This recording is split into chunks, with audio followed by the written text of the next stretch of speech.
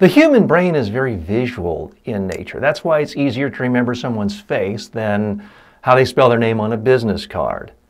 That's part of the appeal of PowerPoint when you use it effectively, is you're using images. But remember, that's only one tool, the PowerPoint slide. You can use good old-fashioned props, things in real life. So for example, to use the Steve Jobs example again, when he introduced a new ultra-thin laptop, he didn't just put up a slide and put up the specs, 8 millimeters wide. He didn't put up a slide at all. He said, how thin is this new laptop? He walked over to a table, picked up an envelope, and pulled the laptop right out of the envelope and said, it's this thin. That whole thing cost about 50 cents for the cost of an envelope, and yet it made such a powerful, powerful impression. It made people excited about the product. It made them think, wow, that's going to be so much lighter, thinner, cooler to have than some big clunky laptop I've been used to. Again, this is a company that had an unlimited marketing budget. He could have had his team spend 6 months and hire every kind of Hollywood director for every kind of fancy video to show this new product. It was a 50-cent envelope that demonstrated how thin it was. And it was a simple prop. It worked even though he was in front of thousands.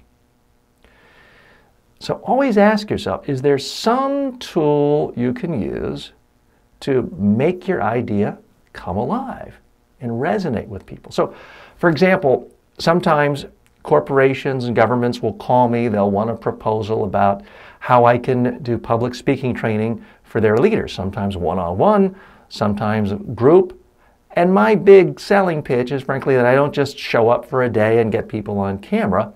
I have a whole toolkit of intellectual property, courses. So sometimes, I don't do this all the time. Sometimes I feel like it might be cheesy, but I'll actually remind them. I'll say, look, I have an extensive toolkit to help you for a whole year.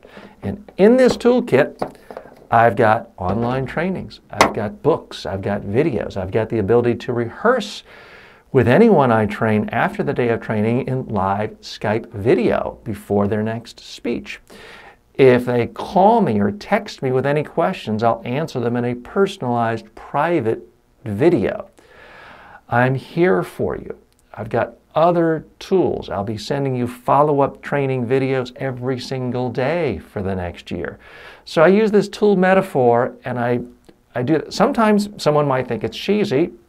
You have to be willing to take a risk from time to time. Of the people who hire me, if they'd never heard of me before and they talk to 5 other public speaking training firms, they'll often mention that they really like the fact that I've got this whole extensive toolkit, and it's not just a one-shot day of getting there, putting people on camera. They like the pre-training, the post-training, all the follow-up. So this image helps me communicate my message. Now in this case, it wasn't a 50-cent envelope, but this only cost me, I think, $9 off Amazon. So you may have other props, other tools that work, and you might not like that. That's okay. Don't use a prop if you think it's too gimmicky, if you think it's too cheesy.